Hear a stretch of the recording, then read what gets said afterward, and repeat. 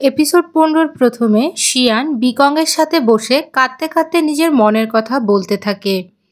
তখনই পিছনে শিউ এসে যায়, যে কিনা তার মাকে জানিয়েছিল সে ট্রাম শুরু হওয়ার আগে শিয়ানের সাথে কথা বলতে চায়, যে জন্য সেও সেখানে চলে আসে।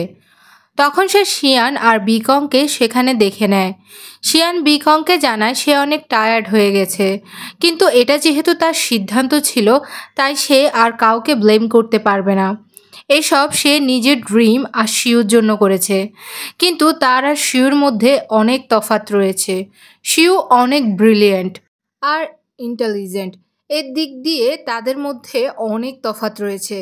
শিয়ান আরও বলে, কখনো কখনো আমি এটা নিয়েই ভয়ে থাকি যে মানুষ এটা না বলে ফেলে যে শিউর মতো ছেলে শিয়ানের মতো একটা মেয়ের সাথে কেন সম্পর্কে আছে। শিয়ান অনেক ইমোশনাল হয়ে পড়ে, যা দেখে বিকং তাকে বলে তার এমনটা মনে হয় না, আর কমসে কম সে কখনো এমনটা বলবে না। আর সে যদি কখনো তার জায়গায় হতো তাহলে মানুষ কি বলছে এ বিষয়ে তার কোনো মাথা ব্যথাই থাকতো না। যে জন্য তোমারও এত চিন্তা করার দরকার নেই, আর নিজের কাজ চালিয়ে যাও, এটাই বেস্ট অ্যান্সার। কিন্তু শিউ হয়তো তাদের কথা বুঝতে পারেনি, আর সে আপসেট হয়ে সেখান থেকে চলে যায়, যেখানে শিউ আর শিয়ানের মধ্যে একটা মিসআন্ডারস্ট্যান্ডিং হয়ে যায়। নেক্সট সিনে রাতে শিয়ান যখন পড়ছিল তখন তার মা তাকে দুধের গ্লাস দিয়ে তাকে তা জলদি পান করে ঘুমিয়ে পড়তে বলে। আর সেখান থেকে চলে যেতে থাকলে শিয়ান তাকে ডেকে বলে, মা তুমি চিন্তা করবে না, আমি জলদি ঘুমিয়ে পড়ব। যেটা শুনে তার মা খুশি হয়ে সেখান থেকে চলে যায়। অন্যদিকে শিউ শিয়ানের ঘরের বাহিরে উইন্ডোর সামনে দাঁড়িয়ে থাকে। শিয়ান তখনই তাকে টেক্সট করে। শিউ দিনের কথাগুলো মনে পড়তেই শিয়ানকে কোনো রিপ্লাই না করে সেখান থেকে চুপচাপ চলে যায়। পরবর্তী সিনে শিউ ইউনিভার্সিটিতে ঢোকার সময় শিয়ানের SMS আসে, যেখানে সে শিউকে নতুন জীবনের জন্য স্বাগতম জানায়। শিউ তার জন্য SMS লিখলেও তাকে তা সেন্ড করে না, শুধু থ্যাঙ্কস জানায়। আর সামনে এগিয়ে যেতেই একটা ছেলে দৌড়ে এসে অটোমেশন ডিপার্টমেন্টের রাস্তা কোন দিকে বলে জিজ্ঞেস করে।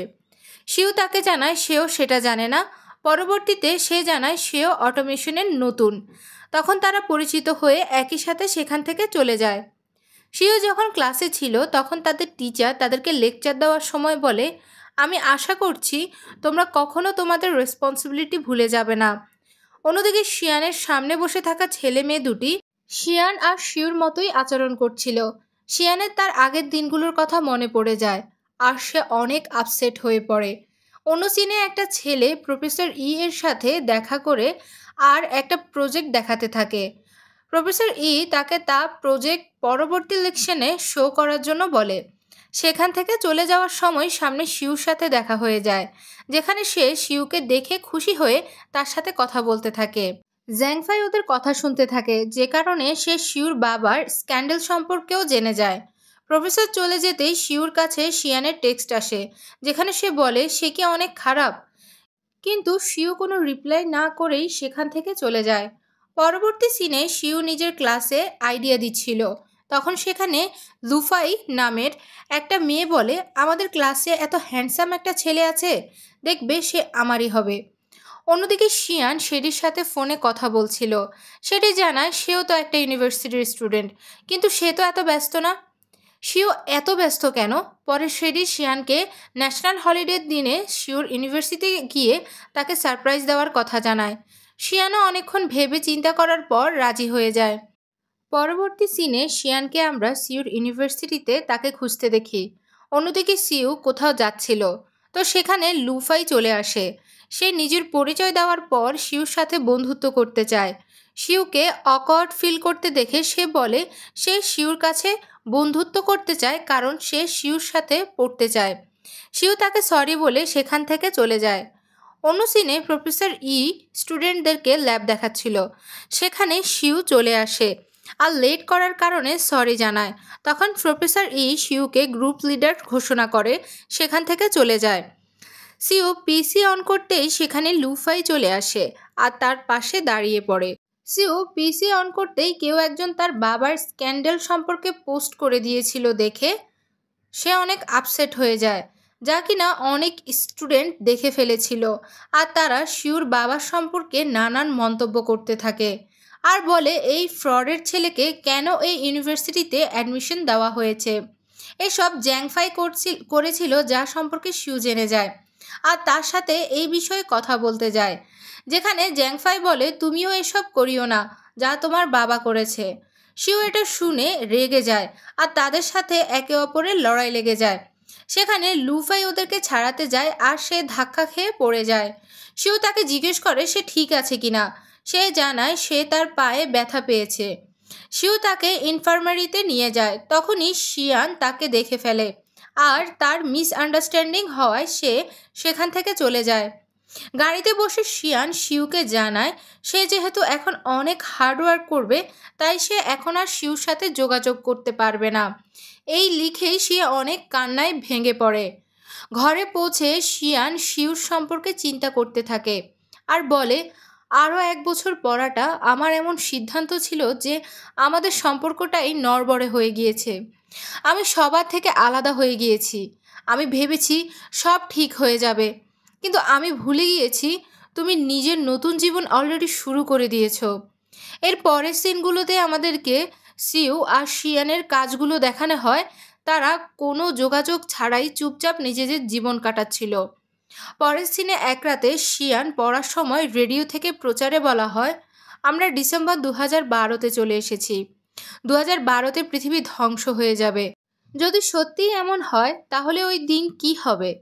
তো তখন শিউর একটি বিষয় শিয়ান চিন্তা করতে থাকে, যেখানে শিউ বলে যদি সব কিছু তেমনই হতো যেমনটা মুভিতে দেখানো হয়।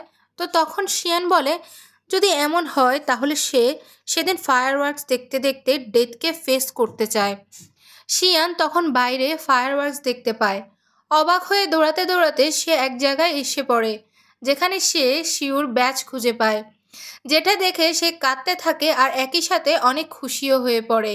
শিয়ান মনে মনে বলে যদি সত্যিই কালকে দুনিয়া শেষ হয়ে যায় তাহলে আমি শুধু যেই মানুষটাকে একবার দেখতে চাইবো সেটা হচ্ছে তুমি শিউ। হগিংয়ে আমার জন্য অপেক্ষা করো শিউ। এরপর অবশেষে সেই দিনটি চলেই আসে যখন শিয়ান হগিংয়ে চলে আসে। শিউর কাছে তার গ্রুপের একটা মেয়ে চলে আসে আর শিউকে বলে জ্যাংফাইয়ের গ্রুপে জয়েন করতে চায়। শিউ তাকে গুড লাক জানায়। তখন ফ্যাং শিউকে বলে মিডটার্মে যদি এইভাবে আমাদের গ্রুপের সবাই আমাদেরকে ছাড়তে থাকে তাহলে আমাদের জন্য অনেক মুশকিল হয়ে যাবে। জ্যাংফাই এসব জেনে বুঝেই করছে আর তুমি সেটা করতেও দিচ্ছ। শিউ তাকে বলে ওর মনে হয় আমাদের কাজ বেশি মুশকিল, তাই মানুষ আমাদের ছেড়ে যাচ্ছে। কোনো ব্যাপার না, আমরা নতুন কাউকে খুঁজে নিব। ফ্যাং বলে যদি কোনো মেম্বার আমাদের রিলেশনশিপের জন্য না রাজি হয় তাহলে কি করব? কারণ তুমি তো প্রথম থেকেই সবার সাথে খুব কম কথা বলো, যার কারণে তোমাকে কেউই ভালোভাবে চিনে না আর সবাই তোমাকে অ্যারোগেন্ট মনে করে। সে বলে আমি সব সময় তোমার সাথেই থাকবো। সেও বলে আমি অনেক গ্ল্যাড যে অন্তত তুমি আমার সাথে আছো। ফ্যাং বলে আমাদের ইউনিভার্সিটিতে নতুন স্টুডেন্টরা আসবে আর অনেক মেয়েও, তাই আমি এই চান্স মিস করতে চাই না। তুমি কি আমাকে যাওয়ার পারমিশন দিবে? শিউ তাকে পারমিশন দিয়ে দেয় আর ফ্যাং শিয়ানকে ইমপ্রেস করার চিন্তা করে। তখন সেখানে একটা ছেলে আসে আর ফ্যাংকে আইডিয়া দেয় শিয়ানকে তার লাগেজ নিয়ে যেতে, যেন হেল্প করে। ফ্যাংয়ের এই আইডিয়াটি পছন্দ হয় আর সে শিয়ানের কাছে গিয়ে তার ব্যাগ জোর করেই উঠাতে যায়।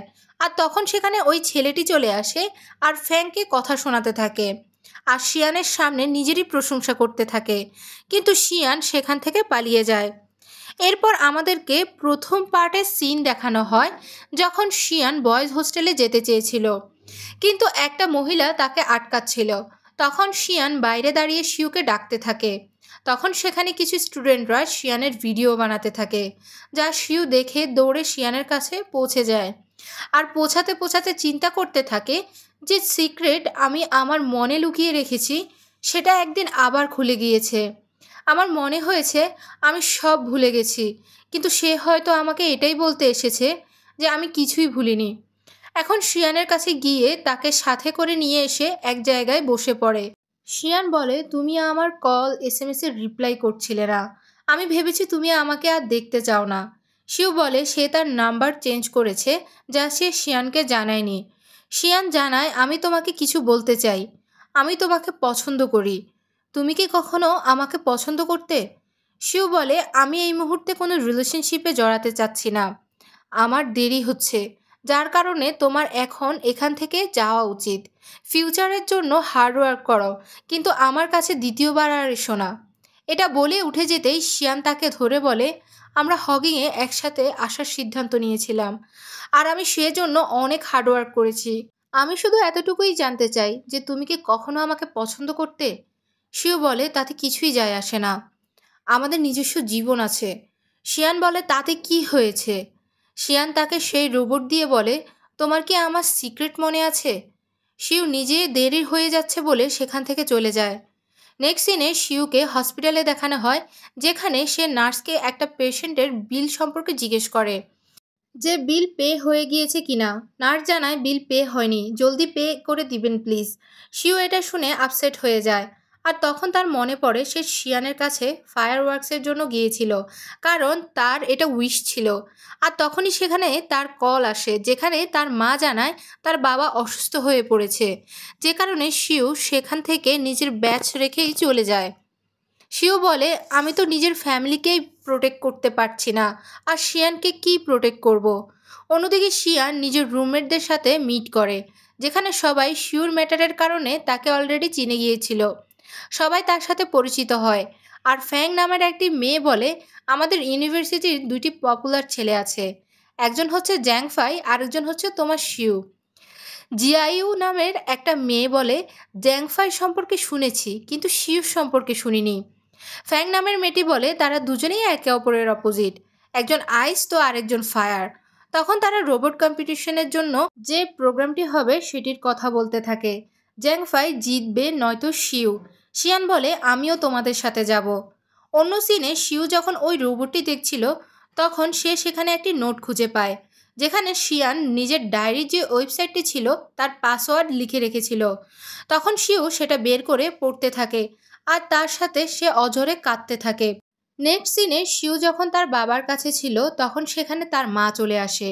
শিউ তাদের সাথে অনেকক্ষণ কথোপকথন করে সেখান থেকে চলে যেতে থাকলেই তার মা তাকে আটকায়, বলে, তুমি এত পড়াশোনা করো আর সেভারাল জবসও করতেছো, তুমি নিজের হেলথের খেয়াল করো।